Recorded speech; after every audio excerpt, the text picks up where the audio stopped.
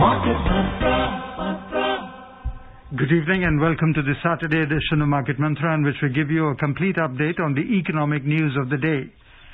Today we'll also be taking calls from you, our listeners, on any queries that you may have on business, economic and stock market matters. But do remember that we don't address stock or company specific queries.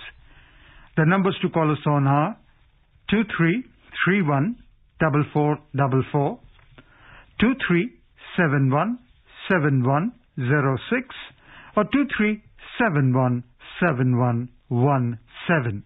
And those of you who would be calling us from outside Delhi, please prefix 011. My name is Rajesh Lake, and with me is my co-anchor in Hindi, Sonu Sood.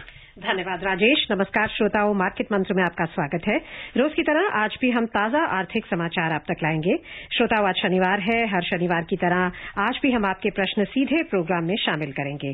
आप हमसे आर्थिक, व्यापारिक और share बाजार से जुड़े किसी भी मुद्दे पर जानकारी प्राप्त कर सकते हैं, परंतु याद रखिएगा कि हम किसी विशेष कंपनी या स्टॉक के बारे में आपको इस कार्यक्रम में जानकारी नहीं दे पाएंगे। हमसे बात करने के लिए आप इन नंबरों पर हमें फोन कर सकते हैं 23314444, 23717106 और तीसरा नंबर है 23717117। दिल्ली से बाहर के श्रोता इन नंबरों से पहले 011 भी डायल करें। प्रश्नों के जवाब देने और चर्चा के लिए हमारे साथ कार्यक्रम में आमंत्रित हैं वरिष्ठ आर्थिक विश्लेषक शरद कोहली। शरद जी नमस्कार, कार्यक्रम में आपका स्वागत है। वेलकम टू यू शरद। नमस्कार सोनू, नमस्कार राजेश और सभी श्रोताओं को मास्क पहन के पूरा कोविड प्रोटोकॉल फॉलो करके नमस्कार। और अब सबसे पहले हेडलाइंस के साथ हैं राजेश लेख। Finance minister Nirmala Sitharaman says honest taxpayers deserve to be recognized for dutifully paying their taxes. Government is set to exceed the budgeted tax collection for the current fiscal, says ICRA Ratings. And on Wall Street, all the key indices post record highs on upbeat earnings and signs of economic revival. वित्त मंत्री निर्मला सीतारमण ने कहा कि ईमानदार करदाताओं को सुचारू रूप से कर अदा करने के लिए सराहना मिलनी चाहिए। सरकार मौजूदा वित्त वर्ष में बजट में निर्धारित टैक्स संकलन के लक्ष्य को पार कर सकती है, कहा इक्रा रेटिंग्स ने। और उत्साहजनक कंपनी परिणामों और आर्थिक सुधार के संकेतों के बल पर वॉल स्ट्रीट के सभी प्रमुख सूचकांक रिकॉर्ड ऊंचाइयों पर पहुंचे।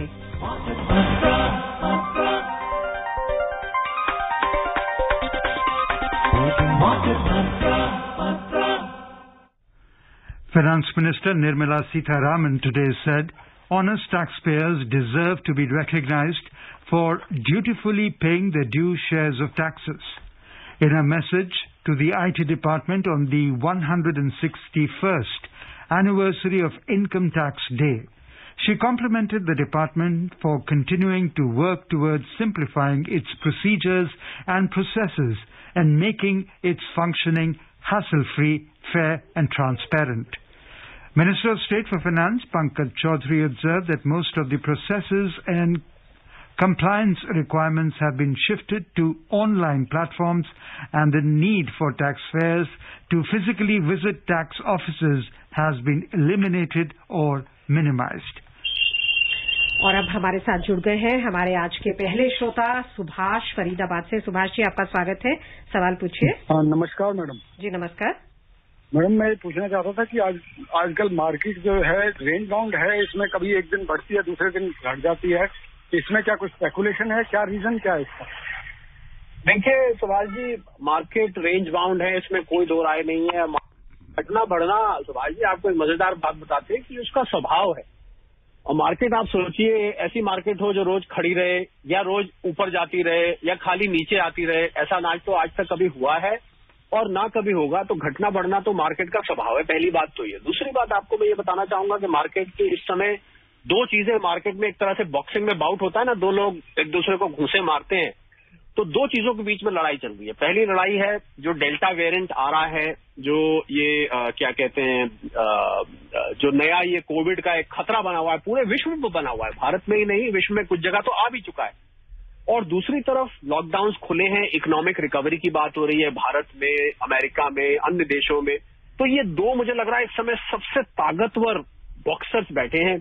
आपस में एक का दूसरे को घूसा लगता है तो दूसरा नीचे बैठ जाता है, उस दिन मार्केट चढ़ जाती है, उसका लगता है नीचे। तो इसलिए आपको ये मैंने सरल भाषा में समझाया, ये उतार चढ़ाव आपको देखने को मिले। इसके अलावा बहुत सारे फैक्टर्स होते हैं सुभाष जी। FIIs की सेलिंग आ जाती है, ठीक है, मंथली एक्सपायरी हो जाती है, वीकली एक्सपायरी आ जाती है, कंपनीज के रिजल्ट्स आते हैं, कुछ टेक्निकल एनालिसिस से भी डिटरमिन होता है, कई बार पुट कॉल रेशियो से होता है।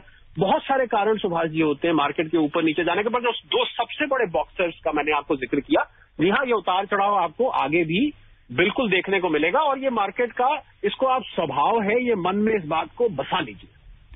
From Delhi, we are joined in by Shravan. We welcome you, Shravan. Hello ji Shravan ji, सवाल पूछें अपना। होल्ड किया सर, बात करवाओ। श्रवण जी, आप ऑन एयर हैं, आपने फोन किया है मार्केट मंत्रा में सवाल। अभी होल्ड करके रखा है मैंने, बात करवा दो सर। जी, आप ऑन एयर हैं, पूछिए सवाल। हाँ जी, बात हो रही है, बताइए श्रवण जी। I think we've lost touch with him. Sharad, we were talking about what the finance minister said about honest taxpayers deserve to be recognized. So what do you think this recognition should entail? Should it not be more on tax and financial advantages being given to them rather than saying that you are a good taxpayer? No, I think, Rajesh, honor is a very comprehensive term. So when we say, we honor somebody, it may, in inverted commas, may not necessarily mean that you'll probably issue them a certificate, give them a trophy, or probably they might get a chance to have a selfie, they may be invited for tea, or they may be given a special accreditation, whatever. I think honor is a very comprehensive term. Yes, it might include what you are saying, that these taxpayers, let's not forget that about 7 crore plus people filed the tax returns in the last fiscal year. And out of that, and our listeners would be very surprised to know that little more than 1.5 crore actually paid taxes. So because out of 138 crore people that we are, only 1.5 crore actually paid taxes. I mean, there was a tax payable in 1.5 crore. So you can, the percentage comes down to 1%, literally 1%. I'm not going into the decimals, but literally 1%. So I think that is the idea of the finance minister, is that if we honor the taxpayers, more taxpayers will come forward. I think there are two objectives, that it will encourage other taxpayers. Second is people who are actually contributing to nation building. I think they should be recognized so that they feel happy. Tomorrow, if they have additional income, they report, they do not hesitate. If they will get encouragement, they will get motivated to also encourage others. So I think there is a twofold objective, I feel, and honor has got a much wider connotation. अब कोलकाता से के सहगल है हमारे साथ। Mister Sehgal, आपका स्वागत है, सवाल पूछिए। Good evening, everybody. Good evening. Good evening. I want to know, if I sell an inherited property, which is substantial in value, say about 10 to 15 crores, will it attract any taxes? And number two, what are the major avenues of investment of such a big amount other than buying a flat for your own living? See, Mr. Sehgal, you are inheriting a property. On inheritance per se, there is no tax. If it is coming from your father, grandfather, your uncle, whatever. So inheritance per se, there is no tax. If the property comes after his demise to you, there will be no tax. However, the income which you generate out of that inherited property, on that you will have to pay tax. So that is the answer to your first question. Your second question is a very, very general one, and we keep answering this question so often in so many shows that we do. But however, I never get tired, I never get bored of answering this question, because this is a question which is for always. Investment avenues could be many. You could invest in a combination of mutual funds, little bit in fixed deposits, little bit in stock markets. Within mutual funds, you could go for a hybrid, you could go for a debt fund, you could go for equity. So the key principle, the cardinal rule is, do not keep all eggs in the same basket. So you might like to keep some liquid. So I think this can only be discussed, Mr. Sehgal, in a specific term, because profiling of the investor has to be done. What is your risk appetite? What is your objective? Do you want regular income? Do you want growth? Are you looking at high profit, more risk? Are you looking at low returns, low risk? So I think a very specific profiling, your question is very general, and I can only give a very general answer which might end up confusing you. However, it will show you the direction on how to balance this inherited money, balance it out in all the investment avenues. So I think since it's a substantial amount, I would suggest that whosoever nearby is your investment advisor, you can go into specifics with him and then take a call. simply making a call to us and taking a decision may not be very fair thing to do, because however I have given you a basic direction on how to move forward. Thank you. Shankar from Bhopal joins us now. Shankar, we welcome you. नमस्ते कोहली जी, नमस्ते market मंत्रा team. नमस्ते sir, मेरे दो सवाल हैं छोटे। एक पहला सवाल बड़ा सिंपल है, जो आपकी फील्ड से है, आप जरूर दे सकते हैं उसका जवाब। सर, एक कोई अच्छा टैक्स कैलकुलेटर बताइए जिसपे एक आम आदमी जिसकी म्यूचुअल फंड और इक्विटी शेयर सेल परचेज से कोई इनकम हुई हो, रेंटल इनकम हुई हो, और अपना एक मोटा मोटा तैयार कर ले कि उसको कितना टैक्स देना है। ऐसा कोई कैलकुलेटर है क्या आपकी नजर में जो आप हमें रिकमेंड कर सकते हैं एज एक्सपर्ट? दूसरा सवाल सर मेरा, ये मैंने काफी बार सुना है लैंड डिमोनेटाइजेशन, लैंड का मोनेटाइज करना, लेकिन जब सरकार कोई प्रोजेक्ट लिए किसी कंपनी को लैंड देती है तो वो समझ लीजिए वो सेटअप नहीं कर पाती, पूरा लैंड यूज नहीं हो पाता, तो वो वापस सरकार को करनी चाहिए। ये लैंड मोनेटाइजेशन का फायदा शेयर होल्डर को क्यों जाए? ये लोगों का पैसा है, लोगों की जमीनें थी जो उनको 30-40 पैसे में पर स्क्वायर फीट दी गई थी 1960 में, और अब वो करोड़ों रुपए में बेच रहे हैं। तो सर इसका पैसा उनको फायदा उनको क्यों है? ये मेरा मैं समझ गया। पहले आपने टैक्स, पहले तो मेरी फील्ड टैक्स की खाली नहीं है, मैं पूरे अर्थशास्त्र पे बोलता हूँ, स्टॉक मार्केट्स पे बोलता हूँ, फाइनेंस पे बोलता हूँ, बिजनेस पे बोलता हूँ, और यही हमारे शो का जो एजेंडा है वो है। तो इसलिए टैक्स कैलकुलेटर शंकर जी बहुत सारे, और आजकल तो आपको कहीं और जाने की जरूरत ही नहीं। जो इनकम टैक्स का अपना नया पोर्टल है उसमें स्वयं ही टैक्स कैलकुलेशन की आपको ये सुविधा मिलेगी। इसके अलावा बहुत सारे प्राइवेट ये जो वेब पोर्टल्स चलते हैं, हम यहाँ किसी का नाम नहीं लेते हैं, तो इसलिए मेरे को नाम मालूम भी हो तो मैं उसको नहीं लेना चाहूंगा, क्योंकि हम किसी कंपनी का यहाँ प्रोपेगेंडा या किसी वेबसाइट को प्रमोट नहीं करते। हम सरकारी जो प्लेटफॉर्म है आप उसका इस्तेमाल करिए। बहुत सारे वेब पोर्टल्स हैं, आप गूगल करेंगे आपको बहुत सारे वेब पोर्टल्स मिलेंगे, सभी टैक्स कैलकुलेटर की सुविधा देते हैं। परंतु उसमें ध्यान ये रखना होता है कि जरूरी नहीं हो आपका एक्यूरेट टैक्स, क्योंकि कहीं आपने गलत फिगर भर दी तो टैक्स आप उस पर बिलीव करके फाइल करते हैं, बाद में आपके ऊपर डिमांड आ जाए, नोटिस आ जाए, तो आप इस बात का ध्यान रखिए। दूसरा आपने पूछा लैंड मॉनिटर। देखिए लैंड मॉनिटर, जब ये कंपनी बनी थी तो लैंड उस समय ली गई थी, तो इसका बेनिफिट जो शेयर होल्डर्स की आप बात कर रहे हैं, जब हम लैंड मोनेटाइजेशन करते हैं उसको हम डिसइन्वेस्टमेंट एक तरीके का है। मान लीजिए एक कंपनी की सरकारी कंपनी है, उसके पास 200 एकड़ का लैंड है और फैक्ट्री असल में बनी हुई है, जो मैन्युफैक्चरिंग फैसिलिटी मान लीजिए 10 एकड़ में, 5 एकड़ में बनी, बहुत सारा उसके पास लैंड है। तो सरकार की ये मंशा है कि इसको बेच के और इसको देश के विकास में, जो कॉमन फंड ऑफ इंडिया है, सरकार ने बजट में डिसइन्वेस्टमेंट का एक लक्ष्य रखा था, लैंड मोनेटाइजेशन का रखा था। शेयर होल्डर्स को वो ऐसे सीधी बांटी नहीं जा सकती, क्योंकि वो सरकारी, उसका जो बेसिक ओनरशिप है, जो मेजॉरिटी ओनरशिप है, वो गवर्नमेंट के पास है। और सरकार भी तो शंकर जी पैसा लोगों के लिए ही लगाती है, चंद शेयर होल्डर क्यों। मैं तो ये कहता हूं अगर उस कंपनी के मान लीजिए 2000 शेयर होल्डर हैं या 5 लाख शेयर होल्डर हैं, तो वो तो 138 करोड़ जनता के लिए लैंड डिमोनेटाइजेशन होकर खर्च कर दिया गया। तो मैं समझता हूं बजाय 5 लाख लोगों के, अगर देश की हर व्यक्ति को इसका लाभ पहुंचे, कोई ब्रिज बन जाता है, कोई फ्लाईओवर बन जाता है, कहीं सड़कें बन जाती हैं, कहीं एयरपोर्ट बनता है, तो उसका पूरी जनता लाभ उठाती है। तो सरकारी कंपनी में अब सरकार धीरे धीरे, देखिए प्रधानमंत्री जी ने कहा था government has no business to be in business, और मैं भी इसी प्रिंसिपल को फॉलो करता हूं। सरकार का काम गवर्न करना है और ये सरकार इस बात को मानती है, तो सरकार धीरे धीरे इनमें से निकलना चाहती है। और आप देखेंगे आने वाले समय चंद सालों में जितनी सरकारी कंपनियां धीरे धीरे वो निजी निवेशकों, निजी मैनेजमेंट के, प्रोफेशनल मैनेजमेंट के कंट्रोल में आ जाएगी, और आपको उसमें फील करके, पर उसकी जो वैल्यू चढ़ती है डिमोनेटाइजेशन पे शेयर्स की, शंकर जी अगर मैं आपके सवाल का जवाब दूं तो वो भी तो आपको लाभ मिलता है। आपने मान लीजिए 50 रुपए का शेयर खरीदा, डिमोनेटाइजेशन खबर आई वो 70 रुपए का हो गया, क्योंकि कंपनी को पहले पैसा मिलता है उसका। आपने ये ऐसा, मैं आपको करेक्ट करना चाहूंगा, उसका पहला पैसा कंपनी को जाता है, फिर सरकार उसमें से जो डिविडेंड लेती है वो बाद में लेती है, और शेयर होल्डर्स को भी वो डिविडेंड मिलता है। तो आप उसका लाभ उठाइए, और देश के हित में इस डिमोनेटाइजेशन का मैं समझता हूं हमें सपोर्ट करना चाहिए।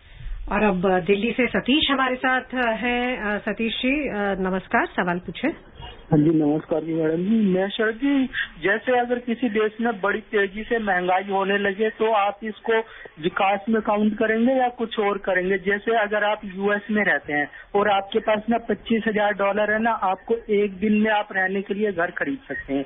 लेकिन अगर आप दिल्ली में रहते हैं और आपके पास $25,000 20 लाख रुपए, तो आपको ना घर नहीं खरीद पाएंगे। तो सर ये बताइएगा, जो महंगाई बड़ी तेजी से बढ़ रही है, इसको हम जैसे मैं शंकर जी समझ गया, आपने दो चीज थोड़ी सी मिक्स कर दी, चलिए मैं उनको अलहदा कर देता हूँ। महंगाई का बढ़ना, इन्फ्लेशन का बढ़ना दो तरफ इशारा करता है। कुछ हद तक आपने बात ठीक कही कि वो देश में जो ग्रोथ हो रही है, क्योंकि महंगाई का मतलब है, अगर हम डिमांड और प्राइस का प्रिंसिपल है डिमांड सप्लाई का, तो जो डिमांड बढ़ती है कीमतें बढ़ती हैं। ये हमने सबने इकोनॉमिक्स में 9वीं 10वीं 11वीं 12वीं में ये बात पढ़ी हुई है। पर एक लिमिट के बाद जब वो बढ़ने लगती है तो वो फिर उस अर्थव्यवस्था को नुकसान करने लगती है, क्योंकि वो आपकी डिस्पोजेबल इनकम को कम करती है, सामान लोगों की पहुंच से बाहर हो जाता है, ज्यादा पैसा कम गुड्स को चेज कर रहा है, बहुत सारे उसके कारण होते हैं। तो आपका अगर मैं संक्षेप में जवाब दूं, कुछ हद तक तो जो है वो आपको ग्रोथ का इंडिकेट करेगी, पर अगर वो बेतहाशा बढ़ती है, ज्यादा बढ़ती है, तो वो आपकी ग्रोथ को इफेक्ट भी कर सकती है। आपका दूसरा सवाल दोहराएंगे? मैं पहले के आंसर में इतना तल्लीन हो गया कि दूसरा Sonu can you please help me, इनका सेकंड क्वेश्चन क्या था? वो कह रहे थे कि अमेरिका में अगर 25,000 जी हाँ, मेरे को याद आ गया। तो आप अमेरिका में आपने कहा $25,000, देखिए वहां पर उन देशों में, विकसित देशों में मॉर्टगेज एक शब्द होता है, बहुत आसानी से आप थोड़ा ही पैसा दे के घर मॉर्टगेज कर सकते हैं। भारत में भी जो हाउसिंग फाइनेंस कंपनीज हैं वो बहुत लार्ज स्केल पे फंडिंग कर रही हैं। धीरे धीरे भारत भी उस ओर बढ़ रहा है कि आप थोड़े से पैसे रख के आपको एक घर मिल जाए जिसकी आप किस्तें देते रहिए, पर वहां पर इतने में हो जाता है। देखिए, स्टैंडर्ड ऑफ लिविंग हर देश का अलग होता है, जो हाउसिंग फाइनेंस के नॉर्म्स होते हैं वो अलग होते हैं, रेट ऑफ इंटरेस्ट अलग अलग होता है। तो हमें दो देशों में सीधा सीधा आर्थिक पैरामीटर्स का जो कंपैरिजन है, जो तुलना है, उसको तुलनात्मक दृष्टि से शंकर जी सतीश जी हमें नहीं देखना चाहिए, क्योंकि वो फिर पूरा कंपैरिजन हो नहीं पाता है। अमेरिका में कुछ और कानून है, यहाँ कुछ और कानून है। अमेरिका की पूरी आबादी 33 करोड़ है, हमारे देश की 31 करोड़ है। यहाँ पर घरों को, बेसिक घर लोगों को, गरीबों को प्रधानमंत्री आवास योजना के अंडर दिए जा रहे हैं। वहां तो हर आदमी समृद्ध है, सरकार उनको घर सस्ते में दे देती है। वहां पर इंटरेस्ट रेट बहुत कम है, तो सीधी सीधी कंपैरिजन आप नहीं हो सकती।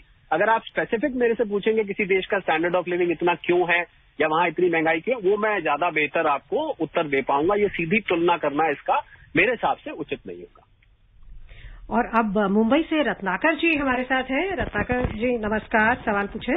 हेलो, गुड इवनिंग मैडम, और कोहली सर को मेरा नमस्कार। मेरा सवाल आईपीओ के बारे में है।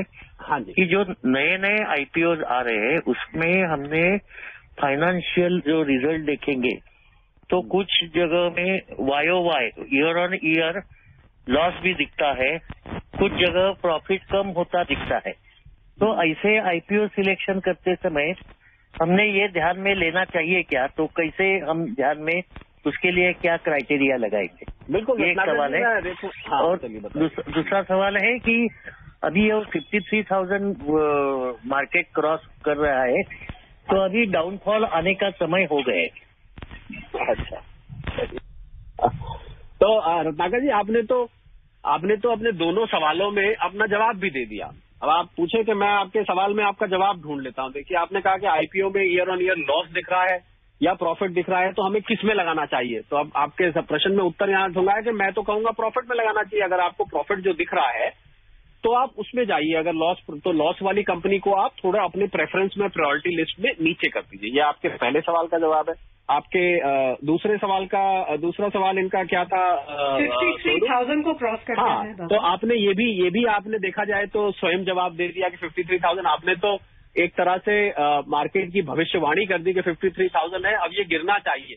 यह देखिए, मार्केट में अभी आपसे पहले भी श्रोता कोई पूछ रहे थे, मार्केट में ये करेक्शन, दो बड़े फैक्टर्स चल रहे हैं। डेल्टा प्लस वेरिएंट का सारी दुनिया में बढ़ता हुआ प्रभाव कोविड का, और दूसरी तरफ इकोनॉमिक रिकवरी जो कि तेजी से अमेरिका, भारत, अन्य देशों में आपको होती हुई मिलेगी। तो मुझे लग रहा है ये दो आपस में लड़ाइयां चल रही है। जब इकोनॉमिक रिकवरी जीतेगी आपको मार्केट ऊपर जाएगी। जब इकोनॉमिक रिकवरी, डेल्टा प्लस की खबरें आएंगी, इतना बढ़ गया, यहाँ पर बढ़ गया, वहां लॉकडाउन लग गया, यहाँ पर थ्रेट हो गया, आपको मार्केट नीचे जाती दिखेगी। इसके अलावा छोटे छोटे और कारण होते हैं। FIIs किसी दिन पैसा निकालते हैं, डालते हैं, कंपनी के रिजल्ट अच्छे आते हैं, बुरे आते हैं, पर हाँ एक करेक्शन आना चाहिए। ये करेक्शन मार्केट में, रत्नाकर जी मुझे आप बताइए, इतने साल आप मार्केट को देखते हुए हो गए, कोई ऐसा साल था जब करेक्शन नहीं आया? बहुत रेयर आपको दिखेगा, और छोटे मोटे करेक्शंस तो इसमें आते रहेंगे, और यही मार्केट का स्वभाव है, यही मार्केट की खूबसूरती है। और अब जितेंद्र जी से बात करने से पहले एक न्यूज आइटम। इकरा रेटिंग्स ने कहा है कि मौजूदा वित्त वर्ष के दौरान अप्रत्यक्ष करों की अगुवाई में सरकार का कुल कर संग्रह 22,20,000 करोड़ रुपए के लक्ष्य को पार कर जाएगा। बजट में सरकार ने पिछले वित्त वर्ष के कुल कर संग्रह 20,20,000 करोड़ रुपए की तुलना में 9.5% की सामान्य वृद्धि के साथ मौजूदा वित्त वर्ष में कुल कर संग्रह 22,20,000 करोड़ रुपए रहने का लक्ष्य तय किया है। हालांकि कोविड की दूसरी लहर के बावजूद मौजूदा वित्त वर्ष में अप्रैल से जून तिमाही के दौरान कुल कर संग्रह वार्षिक आधार पर 39% की मजबूत वृद्धि दर्ज करते हुए 5,60,000 करोड़ रुपए दर्ज हुआ है। गौरतलब है कि आमतौर पर किसी भी वित्त वर्ष की पहली तिमाही में आर्थिक गतिविधि हल्की रहने से कर संग्रह में भी धीमापन देखा जाता है। Joining us now from Delhi is Jitendra. Jitendra, we welcome you. Good evening to Sonam ma'am, Kohli sahab, and the entire team. My question is that often I have seen that when quarterly results of a good company comes, sometimes what happens, two scenarios are there. Scenario number one, there is a reason, like if the top line is not up to the mark, the share falls. Scenario two, no reason. Excellent results, but still the share falls. Now my question is that in both of these scenarios, should we buy more or just hold whatever we are having, or should we sell? Thank you. That's a very good question, Jitin. Very good question, because a lot of people get confused. You know, there is a saying in the market. It is called buy on rumors, sell on news. So you must have observed, see, जब result आने वाला होता है, when the result is about to be announced, suddenly the stock starts rising. And when company declares bumper results, I mean, you said about top line rising, I even say bottom lines rising, many fold growth, suddenly the stock starts falling. So that movement is speculative, because in speculation, lot of traders, not investors, I would call them traders, they enter into buying, and when the result comes, then they feel, okay, now one event is over, so let us start selling. But having said that, this is the short term. In the long term, Jitendraji, you will find that companies who are producing good results, when I say long term, I'm talking of a horizon of 6 months to 2 to 3 years. You will find that the companies who perform better on top and bottom lines, their stocks will rise. The interest in those stocks, because the FIIs, BIIs, they have mega research teams. These research teams constantly keep looking for companies who have delivered good, who have delivered better, whose future is better, where the growth is, expected to be much higher than the other companies. So this trend is observed. So therefore, a long-term investor should always look at results, and should, for a short-term speculator, मैंने आपको बता दिया what happens normally. When the result is expected, starts rising. Exception proves the rule. There is a saying in English. Sometimes there is an exception. After the result, the stock starts rising. But mostly you will find, so that is a result of speculative tendencies, which are the market is constituted of speculators, traders, investors, short-term investors, long-term investors, institutional investors. Market is a very complex place. It is very hard to understand the pattern of the market. I'm sure you are a veteran in understanding market. You must have observed that it defies all logic sometimes, and it just goes its own way. All researchers fail. All forecasts fail. So therefore, you should keep this in mind. For a long-term investor, I think there is nothing to worry if you are investing in an improved top line and improved bottom line. और अब दिल्ली से तपस हैं हमारे अगले श्रोता। तपस जी नमस्कार, सवाल पूछें। हाँ, ऑन एयर में हूँ। हेलो जी तपस जी, आप सवाल पूछें। जी मैं एक सवाल कर रहा हूँ। मैं एक मूर्ख मनुष्य हूँ, लेकिन मेरा कुछ जानने को बहुत उत्सुक हूँ। मैं वर्ल्ड में समस्त देश का पास ही रुपया बनाने वाला मशीन है, लेकिन क्यों ना ज्यादा से ज्यादा रुपया बनाकर अपना देश का गरीबी नहीं हटा सका? इसका थोड़ा सा आंसर देने का कोशिश कीजिए please. That is my hardly request please. मैं रेडियो में सुन ले रहा हूँ। मुझे उनका थोड़ा बिकॉज इनकी एक्सेंट थोड़ा बांग्ला टच था, मुझे पूरा समझ शायद क्लैरिटी आप बता पाएंगे क्या? आई थिंक वो ये कह रहे थे कि गरीबी को हटाने के लिए क्या पैसे को मिंट क्यों नहीं कर सकते, या करेंसी प्रिंट कर सकते? हाँ, करेंसी प्रिंट। तपस जी, ये एक छोटे बच्चे से लेके और बड़े जो लोग अर्थशास्त्र नहीं जानते, ये उनके सवाल, ये सारी उम्र उनके मन में बना रहता है कि गरीबी क्यों हो सकती है जब हमारे पास नोट छापने की मशीनें हैं, आरबीआई में प्रेस लगी है, आरबीआई की अलग अलग प्रिंटिंग प्रेसेज हैं। तो देखिए, अगर नोट छापे जाएंगे तपस जी, तो मैं आपको एक जिम्बाब्वे का केस स्टडी है, हमने किया था अर्थशास्त्र में, कि इतने नोट हो जाते हैं कि एक आदमी टेम्पो में भर के नोट ले गया और एक ब्रेड खरीद के लाया। तो अगर हम नोट छापते जाएंगे तो जो सामान है वो कम रह जाएगा, नोट बढ़ जाएंगे। मुद्रास्फीति, इन्फ्लेशन, सरल भाषा में महंगाई, वो इतनी बढ़ जाएगी तपस जी कि आप पूरे नोट से ओतप्रोत होके जाएंगे और आप सामान लेके आएंगे जेब में चूरन भर के या पुड़िया बना के। तो इसलिए नोट छपाई सरकार को बहुत ध्यान से करनी पड़ती है। ये मैं मानता हूं कि आखिरी रास्ता किसी भी सरकार के पास होता है रिसोर्सेज को जुटाने का, करेंसी फ्लो को देश में बढ़ाने का। तो ये इतना आसान निर्णय नहीं होता है। मैंने आपको कारण बता दिया क्यों नोट नहीं छापे जाते और गरीबी नहीं हटाई जाती है। ऐसा हटा दें तो उल्टा ज्यादा लोग गरीब हो जाएंगे, क्योंकि समान लोगों की पहुंच से तापस जी बाहर हो जाएगा। मैं उम्मीद करता हूं आपकी ये आजीवन मिस्ट्री आज रिजॉल्व हो गई होगी। Balaji from Chennai, please stay with us as we tell you about the U.S. markets, where the Wall Street gained ground for the fourth straight session yesterday, extending a rally that pushed all three major U.S. stock indices to record closing highs as upbeat earnings and signs of economic revival fueled investor risk appetite. So the Dow Jones Industrial Average rose 238 points or 0.7% to close above 35,000 for the first time ever at 35,062. The S&P 500 climbed 44 points or 1% to end at 4,412, and the Nasdaq Composite added 152 points or 1% to 14,837. Meanwhile, a second quarter reporting season is in full swing, with 120 of the companies in the S&P 500 having reported their earnings. Of these, 88% have beaten market expectations according to Refinitiv. Balaji from Chennai, we welcome you. Please quickly ask a question. Yeah, good evening, Kohli Sahib and Market Mantra team. Good evening. Good evening. Yeah, my wife has to file return on behalf of a deceased mother who passed away in March. Now, in the new portal, there is that register as representative SSE, that menu thing is not yet come. Is it going to come in the future? Yes, Mr. Balaji, it is going. There is some updation which is still going on in the portal.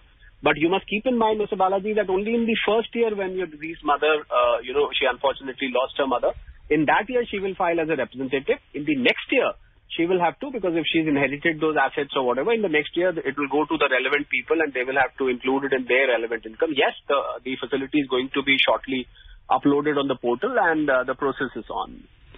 Sharadji, the market is now going to look forward to next week with the Federal Reserve's two-day monetary policy meeting taking place. What are your expectations and where do you see the interest rates going? I don't think Mr. Jerome Powell is going to, majorly, take a different stance, because the zero interest rate, the near zero or zero interest rate accommodative stance is going to continue, because the U.S. economy is still not fully stabilized. It is recovering, but then U.S. so far I feel is still ignoring the spread of COVID new variant, and it's just a matter of time, because we will start hearing about one state has gone into lockdown or the other state. So I think that is counting on the minds of Fed, which is why it is not tampering with the interest rates. We heard from Janet Yellen also, the Treasury Secretary, that, they keep giving statement, but at the end of the day, Fed is very committed so far. I'll be very surprised, Rajesh, if I hear about a change in the Fed policy as compared to the last few months or maybe a year. I think they will have to hang on to the zero interest rates, because the threat of the next COVID wave is looming large and the economy badly needs to be pumped up. And Sharad ji, briefly, corporate earnings जो भारत की हैं, आपको लगता है अभी तक satisfactory रही हैं? We just have 5 seconds. जी हाँ, अभी तक तो बहुत बढ़िया रही हैं, पर अभी कुछ कंपनीज के ऐसे कंपनीज के जल्दी रिजल्ट आ जाते हैं जिनकी अच्छी रही हैं। हमें मिले जुले आपको नतीजे दिखेंगे, तो पिछले क्वार्टर में लॉकडाउन रहा है, तो आपको कुछ कंपनीज के नतीजे निराश भी कर सकते हैं। मुझे लग रहा है मिले जुले रहेंगे। बहुत बहुत धन्यवाद शरद जी, आज के कार्यक्रम में शामिल होने के लिए और श्रोताओं को बहुमूल्य जानकारी देने के लिए। Thank you, Sharad, for being with us. And before we close the headlines once again, Finance Minister Nirmala Sitharaman says honest taxpayers deserve to be recognized for dutifully paying their taxes. Government is set to exceed the budgeted tax collection for the current fiscal, says ICRA Ratings. And on Wall Street, all the key indices post record highs on upbeat earnings and signs of economic revival. That's all we have in this edition of Market Mantra. Till tomorrow, goodbye. Market Mantra.